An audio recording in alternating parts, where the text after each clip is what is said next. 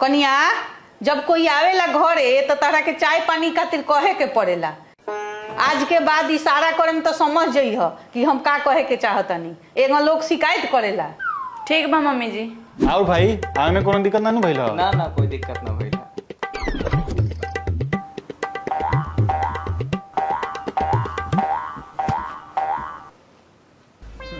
Mummy जी ये लोग के मारे के काहे कहतरी?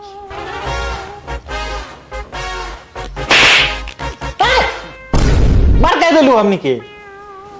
मम्मी जी तो कहली मारे के। पागले बड़ू का? हम तारा के मारे के कहनी ह कि कहनी है कि 2 कप चाय ले आओ ए लोग खातिर, हम ना पिए।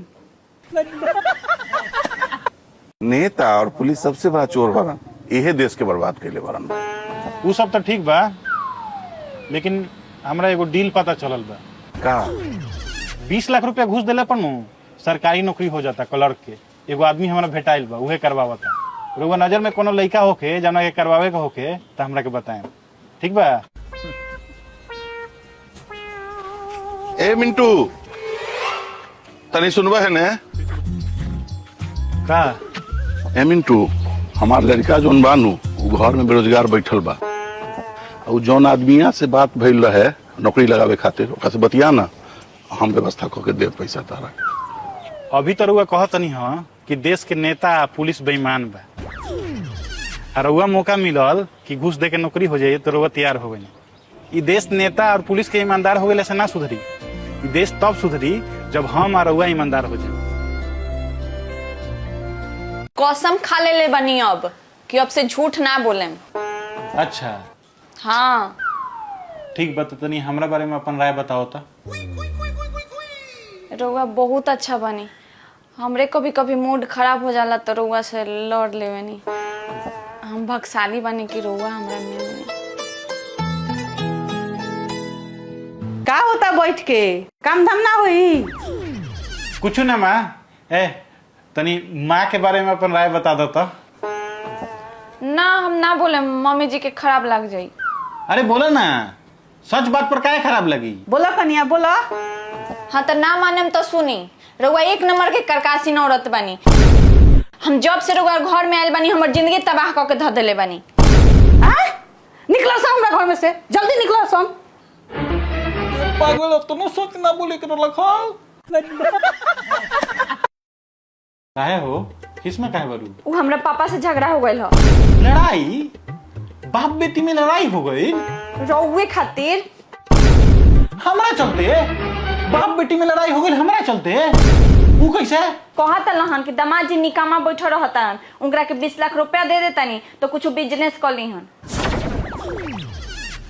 तो तू क्या कहलू हो? हम कहनी हाँ कि रउआ उनका के एरू गैरू समझ ले बनी का? उ खुददार हुआ, रउआ से 1 रुपया ना लीहन। बोली सही कहनी हनु?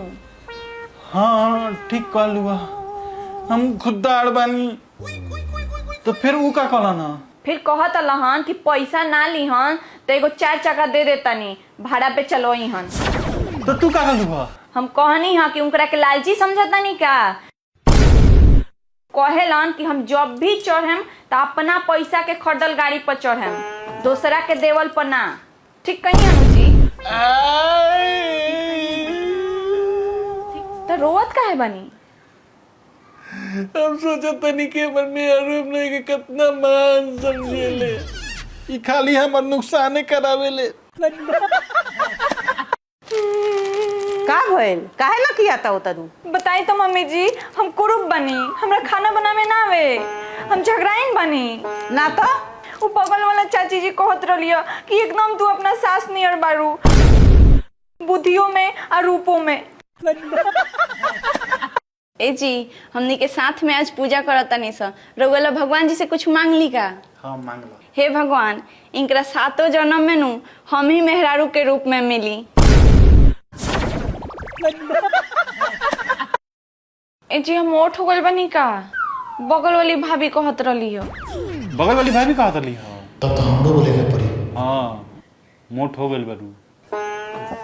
लागत आप कल से हमरा डाइटिंग करे के पड़ी। हाँ करा डाइट। कल सुबह में सलाद काट देम, आ दिन में दलिया बना देम, आ रात में मरगिला बना देम। हाँ ये सब बना के खा तो दुबरा जीबू। अब इहे खाए के पड़ी हमरा आ रोऊ। हमरा खाए के पड़ी।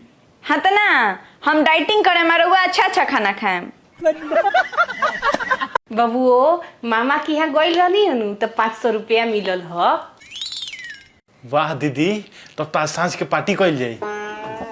पार्टी हम ना देम पार्टी। पार्टी चाही तो हमर सारा काम करे के पड़ी। मतलब ई कि माई हमरा से सांझ ले जितना काम करे के कही उ तोरा करे के पड़ी, तबे तोरा के पार्टी देम। ठीक बा, हम सारा काम कर देम। ए बबनी तनी आटा सान दे तो। हम करेम। ए बबनी चल के बर्तन धो दे।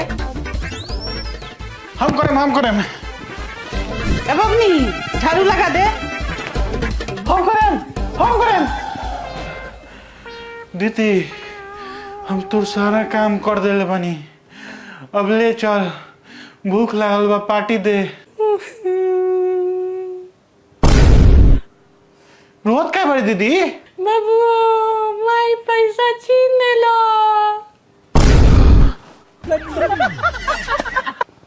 माई भाभी के डांट ना, खाना नीमन नहीं बनावत। कनिया जी मम्मी जी।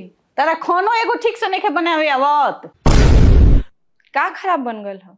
मटर पनीर में नमक कम रहला। हाँ, हम अपना ससुराल में खाना बनावे नी तो लोग उंगली चट के खाला में। आ इनका कुछ आवते नहीं थी, पता ना का सीख के आई बड़ी अपने घर। सुनो, आज के बाद तू खाना ना बनेबू। आज से हमनी के अच्छा अच्छा खाना खाएम सन। हमार बेटी सब खाना बनाई।